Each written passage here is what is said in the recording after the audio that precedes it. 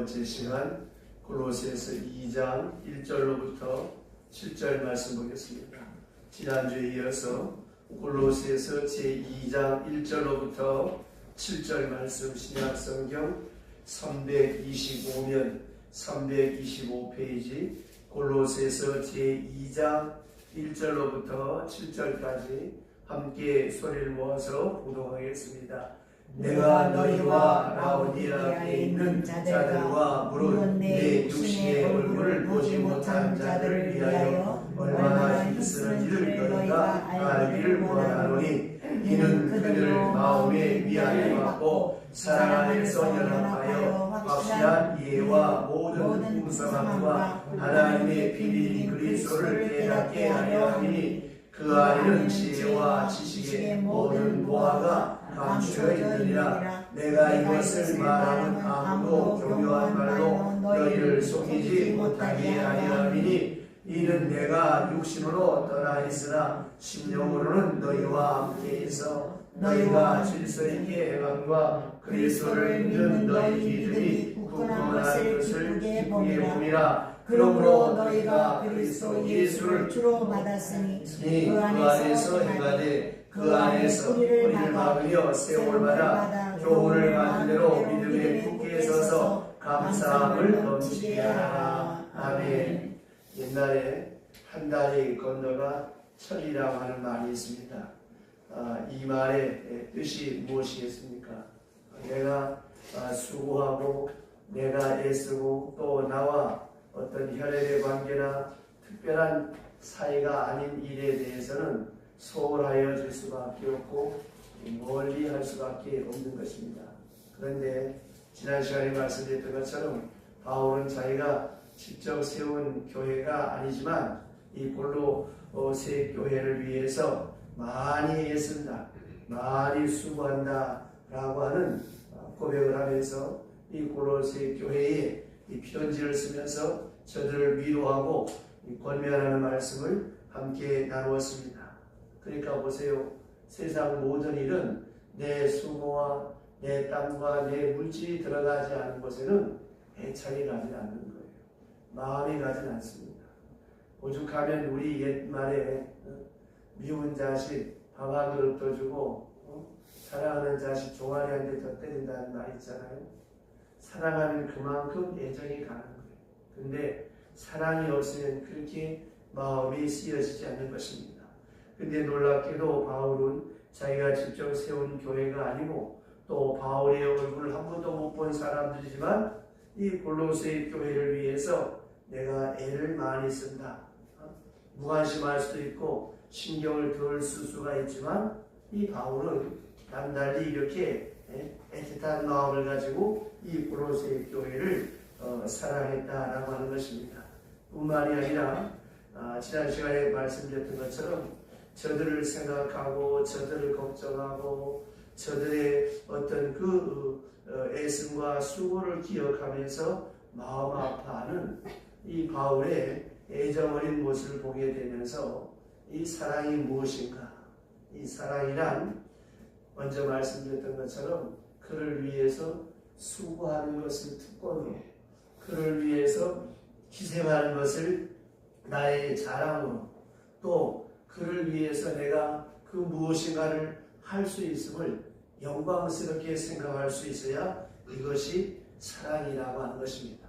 그와 같이 바울은 이렇게 이 골로새 교회를 위해서 이렇게 애를 쓰고 수고하면서 얼마나 힘쓰는 것, 이 얼마나 힘쓰는 것을 너희가 알기를 바란다. 자, 이 바울은 이렇게 돈 쓰는 거, 수고하는 거, 땀 흘리는 거, 애쓰는 거, 참 어떻게 생각하면 고통스러운 것이죠. 그런데 여기에 사랑이 더하게 되어지면 기쁨이고 자랑이고 특권입니다. 여러분 자식을 위해서 돈 쓰고 희생하고 수고하고 애쓰는데 지겨워 죽겠다, 미치고 환장하겠다, 그런 사람 아마 아무도 없을 거예요. 그렇다면 그 사람은 진짜 부모가 아닐 것입니다. 그러니까 보세요. 내가 그를 향하여서 애정을 가지고 있을 때 그를 내가 사랑하고 있을 때 내가 그로 인하여서 내게 오는 그 모든 수고는 절대로 고통이 아니에요. 특권이요 은혜라고 하는 것입니다. 이것이 바로 우리 그리스도인들이 그리스도를 사랑으로 말미암아 바울의 고백처럼 그리스도의 남은 고난이 있다면 그 남은 고난을 내 육체에 채우겠다. 얼마나 위대한 믿음의 고백입니까? 정말 여러분이 누구를 사랑해 보세요. 사랑하는 사람을 위해서 수고하는 그것이 내게 사랑이에요. 내게 기쁨이에요. 그를 위해서 내가 돈을 쓸 수 있고 그를 위해서 내 목숨을 내어놓을 수 있다고 하는 것이 특별한 영광이고 자랑입니다. 그래서 여러분 순교자의 영광은 바로 여기에 있는 거예요. 아무나 순교할 수 있는 것도 아닙니다. 그러나 내가 주를 위하여서 여리조리 피해 다니다가 죽는 것이 아니라 자원해서 기쁜 마음으로 죽을 수 있는 것. 이 얼마나 영광스러운 것입니까? 지금 바울은 로마 감옥에 갇혀 있습니다. 네로 황제의 무서운 핍박이 있기 전에 아마 곧 순교하게 될 것이라고 하는 걸 생각하면서 이 골로새 교회 성도들을 만나고 싶었어요. 단 며칠이라도 만나고 싶었어요. 얼마나 애쓰고 얼마나 가고 싶어하고 얼마나 보고 싶어하는 것을 알기를 바란다. 왜? 머지않아 곧 저들을 보지 못하고 순교할 시간이 다가오고 있기 때문에 시간이 없다는 것입니다. 자, 또 하나 사도 바울이 이렇게 순교와 함께 이제 그 뒤에 이어서 오는 네로 황제의 무서운 핍박이 있고 많은 핍박이 있는데, 자, 예수 믿는다고 하는 것 때문에 핍박을 당하게 되면 그 엄청난 이 핍박을 이 성도들이 감당할 만한 믿음의 수준이 되지 못했다고 하는 거예요. 처음 예수를 믿은 사람들이 바울이 직접 교리를 가르친 것도 아니고 간접적으로 믿은 사람들인데 한마디로 말하면 신앙이 어설픈 거예요. 깊은 신앙의 훈련이 없었다는 것입니다. 그래서 바울은 감옥에서 생각하기를 어떻게 저들이 저 무서운 핍박을 이길 수 있을까? 저 많은 사람들이 예수 믿는다는 이유 때문에 많은 어려움을 당하고 죽게 될 터인데 이걸 어떻게 견딜 수 있을까? 지금 이 바울이 감옥에 앉아서 이거를 걱정하는 거예요. 이게 여러분 목회자의 마음입니다. 목회자의 마음은 여러분의 믿음이 더욱더 성숙하여져서 어떤 환경, 어떤 여건 속에서라도 언제나 믿음의 사람으로 굳게 서기를 간절히 소원하고 바라는 것이 목회자의 마음이요 목회자의 기쁨입니다. 바울은 지금 감옥에 있으면서 내가 저들을 좀 더 가르치고 더 훈련하고 더 확실한 믿음에 거하도록 그렇게 높은 수준에 올려놓아야 핍박을 견딜 수 있는데 아직 그럴 시간도 없고 그럴 기회가 없었어요. 분명히 예수를 믿기는 믿지만 아주 유약하고 아주 어설픈 이 상태를 알기 때문에 바울의 마음이 무거웠고 아팠고 괴로웠다고 하는 것입니다. 중국이 1950년에 교회를 다 문 닫았어요. 아주 대문질을 했습니다. 1950년 당시 예수 못 믿게 문 닫을 때 교인이 얼마였는가 하면 300만 명이었어요. 그리고 이제는 아무도 예수를 못 믿겠지. 무서운 핍박이 가해지니까 모두가 예수를 안 믿을 것처럼 생각했는데 그러다가 82년에 문을 열었습니다. 1982년에 문을 열고 보니까 300만이 6천만 명이 되었어요. 그러니까 교회 문각에 대못질을 하고 핍박을 했지만 그 핍박 속에서 수천 명의 순교자가 생기기도 했지만 많은 복음이 전해져서 많은 사람들이 예수를 믿게 되었다고 하는 것입니다. 자, 그런데 문제는 핍박이 있다 보니까 교역자가 없고 가르치는 사람이 없으니까 이 성경 진리를 바로 이해하지 못하기 때문에 어떤 현상이 나타나는가 하면 그저 기도하면 병 낫고 기도하면 복 받고 기도하면 잘 되고 이것밖에 없는 거예요. 그러니까 신앙의 수준이 어린아이와 같은 아주 그런 감각적인 연약한 단계에 있더라는 것입니다. 왜냐? 성경을 손에 가지도 못했고 성경을 읽어도 누가 가르칠 사람도 없고 또 핍박이 불어오니까 이걸 대놓고 어떻게 가르칠 수 없기 때문에 이게 개개인이 그냥 기도하고 성경 보고 기도하고 성경 보고 하다 보니까 신앙이 체계화가 되지 못하고 성숙하지 못했어요. 자, 아이들이 유치원에 갑니다. 유치원에 갈 때는 잘 가요. 근데 학교 가면 학교 가기 싫어해. 그건 뭘 말하는 거예요? 그만큼 잘하고 그만큼 훈련이 받아야 그 다음 중학교, 고등학교, 대학교 가서 사회생활을 제대로 할 수 있는 신앙생활도 마찬가지입니다. 처음부터 체계적으로 배워야 이 믿음 생활을 바라하게 될 텐데 이 혼란과 핍박 때문에 신앙이 체계화가 되지 못했어요. 자, 그래서 4절 말씀 보세요. 오늘 4절 말씀 다같이 시작. 내가 이것을 말하면 아무도 교묘한 말로 너희를 속이지 못하게 하려 함이니 이 교묘한 말로 너희를 속이지 못하게 하려 함이라. 자, 내가 바른 믿음 위에 서 있으면 신천지에 안 빠져요. 내가 바른 말씀 위에 서 있으면 박옥수한테 안 끌려간다는 말입니다. 이 신앙이 허약하니까 이 사람이 말하면 이 말이 옳고 저 사람이 말하면 저 사람이 옳고 왔다 갔다 이렇게 흔들리게 되고 유혹받게 된다는 거예요. 오늘도 보세요. 잘못된 믿음을 가지고 바로 살지 못하는 사람들이 많습니다. 어떤 장로의 말도 어떤 원사의 말도 그게 진리가 아니에요. 우리는 오직 성경 말씀이 진리고 이 말씀대로 따라 살아가면 되는 거예요. 근데 많은 사람들이 어느 목사님이 그러더라, 어느 장로가 그러더라, 그거 바람직한 건 아닙니다. 그러니까 이 바울이 이거를 알기 때문에 걱정하는 거예요.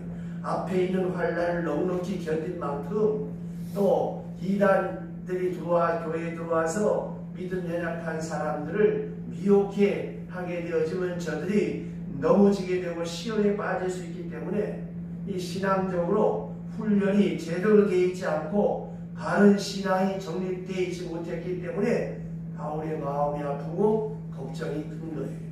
자, 요새도 보세요. 믿음 생활 잘하는 사람들이 중도에서 잘못되는 이유가 뭐예요? 바른 믿음 생활을 하지 못해서 바른 성경, 바른 지식이 없기 때문에 이렇게 조그만 어려운 일이 있어도 그냥 믿음에서 떨어져 나가고 추락하는 사람이 얼마나 많습니까?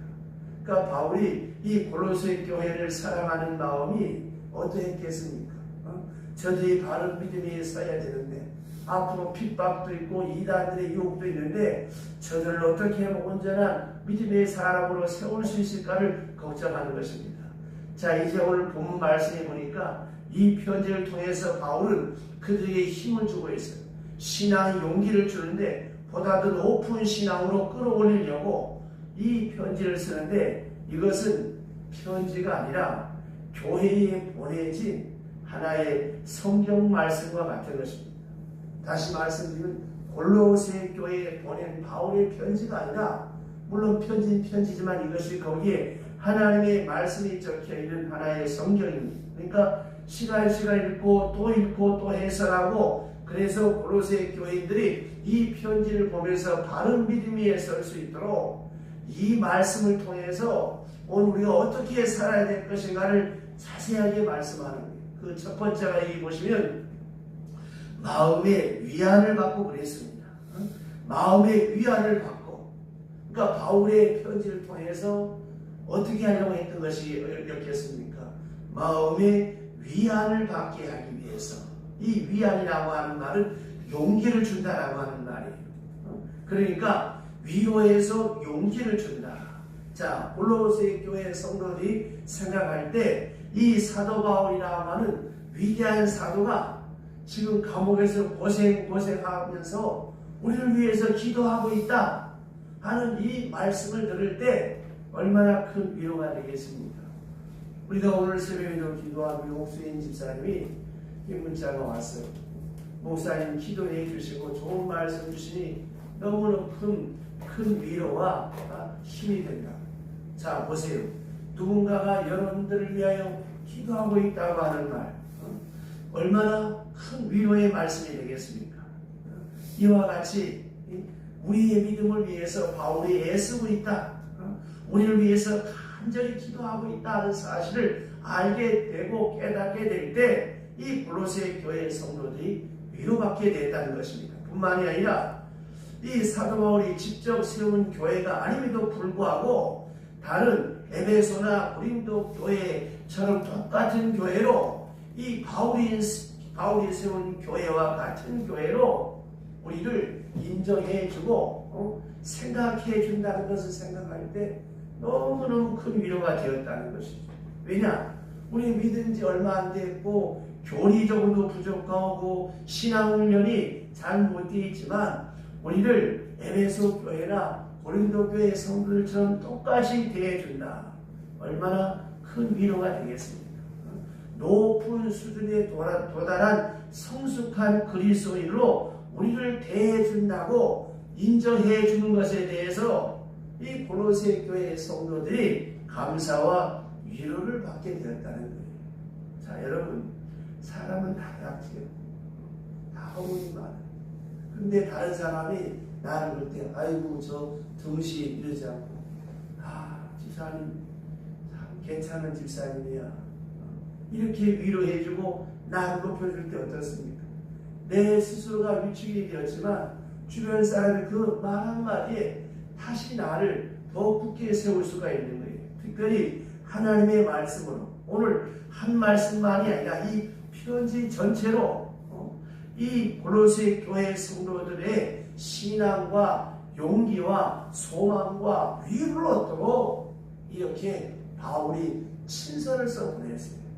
여러분, 대통령이 예를 들어서 우리 김채성 부사장한테 김채성 사장님 요새 사업하기 어려우시죠? 힘내십시오. 우리가 어려운 부분을 잘 해결해 주겠습니다. 이런 편지 한 장을 받았다. 얼마나 기쁘겠습니까? 그것처럼 이 골로새 교회 성도들이 이 바울의 편지를 받았을 때 얼마나 기뻤겠습니까? 자, 두 번째, 사랑 안에서 연합하여 그랬습니다. 사랑 안에서 연합하여. 대단히 중요한 것이죠. 그리스도의 사랑 안에 또 바울의 사랑 안에서 연합해서 우리가 혼자가 아니라는 것을 느끼고 깨닫게 되었다는 거예요. 여기서 용기를 얻게 되었다고 하는 것입니다. 생각해 보세요. 나만 버림받은 것 같고 나만 쫓아갔고 나만 한심한 것 같고 이렇게 내 스스로가 자격지심에 위축되어 있는데 그게 아니라는 거예요. 시원찮은 나지만 나를 에베소 교회나 고린도 교회 똑같이 나를 취급해주고 또 같은 사랑으로 나를 함께 인정해 줄 때 얼마나 큰 위로가 되겠습니까? 여러분, 그리스도인의 이 정체의식은 뭐예요? 항상 그리스도 안에 있다고 하는 거예요. 나를 위하여 그가 죽으셨다는 것을, 주께서 나같이 시원찮은 사람을 위해 죽으셨다고 하는 사실을 우리가 깊이 깨닫는 게 그리스도인의 정체의식이에요. 정체의식이라는 말이 뭐예요? 나는 누구라고 하는 걸 내가 깨닫는다는 거예요. 나는 시원찮은 사람이 아니라 거룩하신 하나님의 아들이 나를 대신해서 죽으신 만큼 나는 귀한 존재다라고 하는 사실을 내가 믿고 깨닫는 거예요. 그리고 내가 혼자가 아니야. 나를 위해 기도해 주는 분이 있고 나를 위해 염려해 주는 분이 있고 나와 함께 그리스도 앞에 갈 사람이 여기 있어요. 그래서 구름같이 둘러싼 허다한 증인 그 속에 내가 있는 것이다. 절대 나는 혼자가 아니다. 이것이 얼마나 중요합니다. 그래서 여러분, 성도의 교제가 참 중요합니다. 멀리 있는 친척보다 성도가 피를 나눌 형제보다 더 끈끈하고 더 좋은 이유가 그리스도의 사랑 안에서 우리가 함께 한다는 거예요. 제가 주의할 때 그런 얘기를 합니다. 두 사람이 행복하게 사는 것이 얼마나 중요한지 아냐? 효도가 다른 데 있다고 생각하지 마라. 너희 둘이 알콩달콩 행복하게 사는 것이 효도다. 너희 둘이 만났다고 생각하지 마라. 너희 두 사람의 행복만 생각하지 마라. 너희들 뒤에는 부모님이 계시고 또 오늘 여기 함께한 축하할 많은 사람들이 여러분들과 함께하고 있다는 걸 생각해라. 만약에 너희가 티격태격하면 부모님도 걱정하고 여기 축하하러 온 사람들이 기쁨을 줘야 되는데 너희 두 사람만을 위한 인생이 아니다. 이제는 부모를 생각하고 주변을 생각하고 그 다음에 머지않아 태어나게 될 그 자녀를 생각하면서 부끄럽지 않은 부모가 되도록 노력해라. 자랑스러운 부모가 되려고 노력을 해라. 아버지 어머니가 행복하게 사는 그 모습 속에서 태어나는 자녀가 행복한 자녀고 바르게 자랄 수 있다. 주변에 봐라.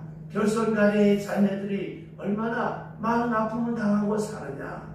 너희 두 사람이 행복하게 잘 살아야 이제 앞으로 태어날 너희 자녀들이 복되어질 것이다. 그러므로 두 사람만의 인생이 아니다. 부모를 생각하고 성도를 생각하고 교회를 생각하고 앞으로 태어날 자녀를 생각하고 또 머지않아 나는 어떤 할아버지 어떤 할머니 남을 것인가 생각하며 살아가라고 이게 권면할 때가 많습니다. 자 보세요. 두 사람이 아니잖아요. 우리 그리스도인의 사랑 안에서 생각해 볼 때 우리는 연합해야 돼요. 사랑 안에서 연대 관계를 가졌다는 것을 잊지 말아야 합니다. 우리가 다 유기적으로 하나가 되어져 있습니다. 다 동일하게 서로 이렇게 그리스도 은혜 안에서 한 형제 한 자매가 되었다고 하는 것, 나 혼자가 아니라고 하는 것, 그런 사랑의 관계를 항상 이해하며 살아야 된다고 하는 것입니다. 그 다음에 여기 보면 확실한 이해 그랬습니다. 확실한 이해. 이 확실한 이해라고 하는 말이 뭐겠어요? 충분한 이해를 말하는 거예요. 좀 더 나가서 다시 질문할 필요가 없는 의심 없는 그런 이해를 말하는 겁니다. 이 이해라고 하는 말이 영어의 understanding이잖아요. 그 사람 무릎 밑에 가서 듣는다는 거예요. 근데 왜 우리는 이해를 못하느냐? 항상 내 입장에서 남편 입장에서 아내를, 부모 입장에서 자식을 생각하니까 이게 말이 통하지 않고 이해가 안 되는 거예요. 그러니까 여기 보게 되면 확실한 이해 그랬습니다. 원만한 이해. 이해가 뭐예요? 상대방의 그 연약한 점, 부족한 점을 내가 함께 공유한다고 하나, 저 사람이 저런 형편이 있으니까 저럴 수밖에 없구나. 이해가 되는 거예요. 인정이 되어지는 거예요. 이게 안 되면 어떻게 되겠습니까? 아이고 저 등신은 왜 맨날 저러고 살아? 이렇게 되는 거예요. 그러면 저 등신이라고 생각해 보세요.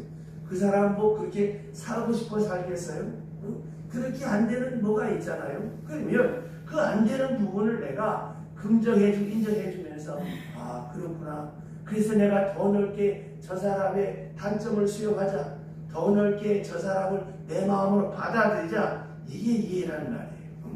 얼마간 이해하고 얼마간 수용하고 이렇게 우리가 그리스도의 지체라고 하는 것, 하나님의 자녀라고 하는 것, 서로 유기적으로 연합되어져 있는 한 형제요 한 자매라고 하는 사실을 기억하고 서로의 단점과 약점을 우리가 보완하고 수용하고 덮어주고 인정해주는 확실한 이해가 있어야 온전한 인간관계, 온전한 성도의 관계가 이루어질 수가 있는 거예요.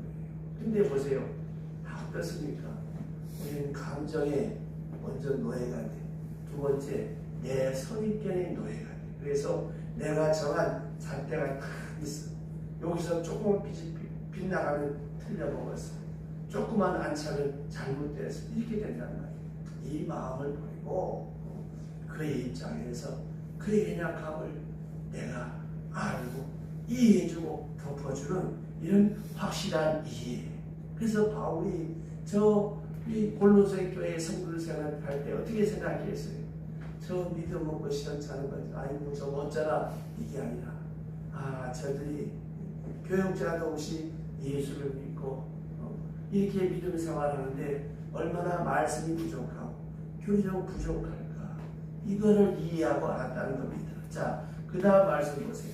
확실한 이해와 모든 풍성함과 하나님의 비밀인 그리스도를 깨닫게 하려 함이니. 자, 이런 모든 일들을 통해서 뭘 깨닫는 거예요? 사람을 통해서, 확실한 이해를 통해서 뭘 알게 하기 위한 것입니까? 바로 그리스도를 알게 하기 위함이다라고 하는 것입니다. 그러니까 우리가 위로받으면서 깨닫고, 사랑하면서 깨닫고, 이해하면서 깨닫고, 이 세 가지가 합쳐져서 그리스도를 알게 하는 거예요. 그냥 혼자 명상하고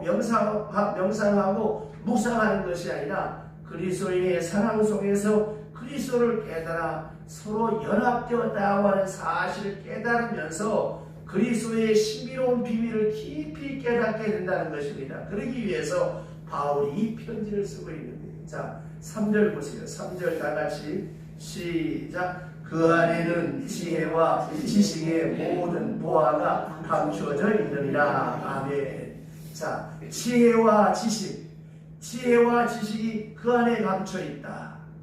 히브리 사람들이 가장 중요하게 생각하는 것은 지혜고, 헬라 사람들이 가장 중요하게 생각하는 것은 지식입니다. 이 지혜와 지식 이렇게 말하는데, 이 지혜와 지식이 무엇이냐? 바로 그리스도 안에 감춰져 있다는 거예요. 자, 우리 사람 마음 속에는 뭐가 있습니까? 지혜를 구하는 마음이 있고, 또 뭐가 있어요? 지식을 구하는 마음이 있습니다. 자, 지혜라고 하는 것은 하나님의 지혜를 받아들이는 마음이요, 지식이라고 하는 것은 하나님의 지혜, 그 지혜를 이제부터 붙드는 마음, 내 것으로 받아들이는 마음, 이해하고 논리적으로 받아들여서 내 것으로 삼는다고 하는, 지식적으로 이해한다고 하는 것입니다. 이래서 지혜와 지식을 말하는데, 사도 바울은 고린도전서 1장에서 말합니다. 예수 그리스도는 하나님의 능력이요 하나님의 지혜니라. 십자가 안에서 지혜가 완성되고 지식도 완성되었다는 거예요.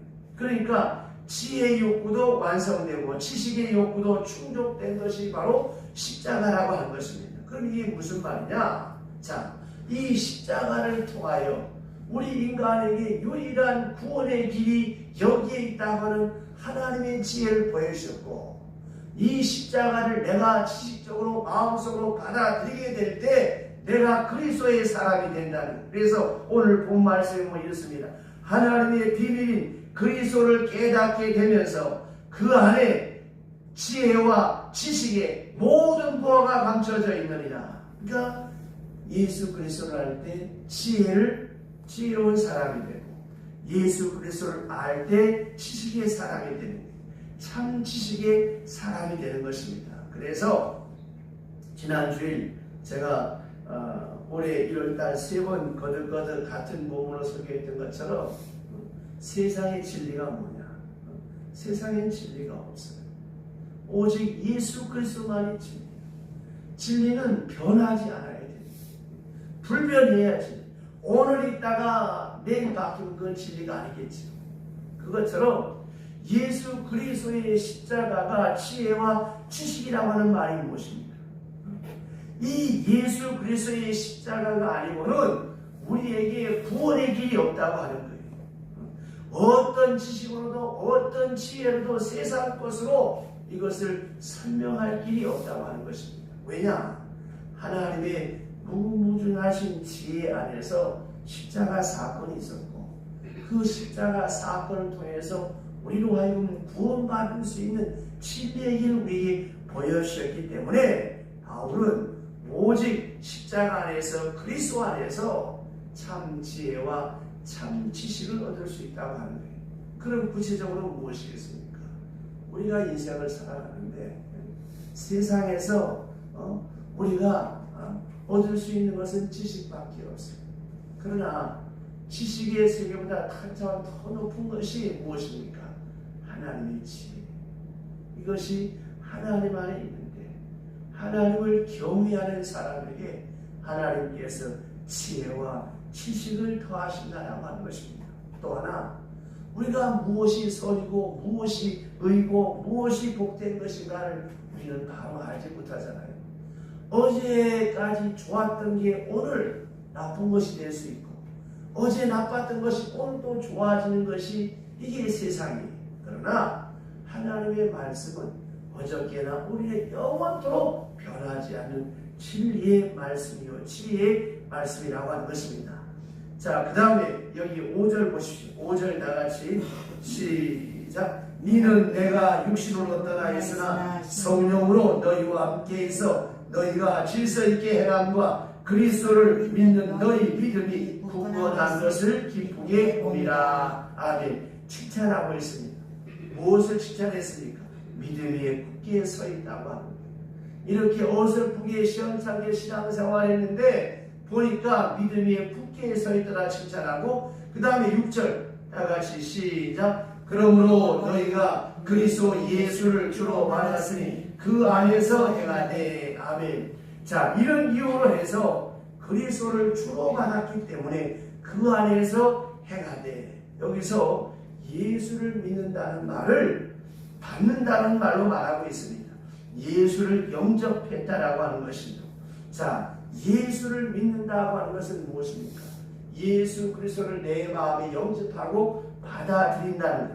요한복음 1장 12절 영접하는 자 곧 그 이름을 믿는 자에게는 하나님의 자녀가 되는 권세를 주셨다 그랬습니다. 자, 주로 받았어요. 예수 그리스도를 영접했습니다. 이제 다른 것은 우리가 받지 않아요. 다른 걸 원치 않아요. 오직 무엇입니까? 주로 받았어요. 그러므로 중요한 것은 그 안에서 행하라. 예수 그리스도를 나의 구주로 받았기 때문에 이제는 내 생각, 내 말하는 거, 행동하는 거 다 그 안에서 행동하라는 거예요. 마음뿐만이 아니라 생각만이 아니라 행동, 지식만이 아니라 의지가 하겠다는 뜻이 주님 안에 있어야 된다는 거예요. 그 다음에 보세요. 그 안에 행하되 그 안에 뿌리를 박으며. 이 뿌리를 박는다는 말은 무엇입니까? 움직이지 말라는 것이죠. 깊이 뿌리를 박고 세움을 입어. 이 세움을 입는다라고 하는 말은 원래 군사적인 용어인데, 뿌리를 박으며 세움을 받아 교훈을 받는 대로 믿음에 굳게 서서 감사함을 넘치게 하라. 믿음에 굳게 서서 감사함을 넘치게 하라. 흔들리지 말란 말이에요.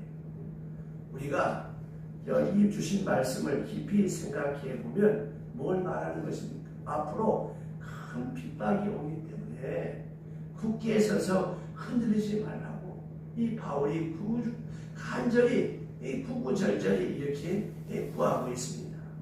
자, 이제 중요한 말씀은 감사함을 넘치게 하라.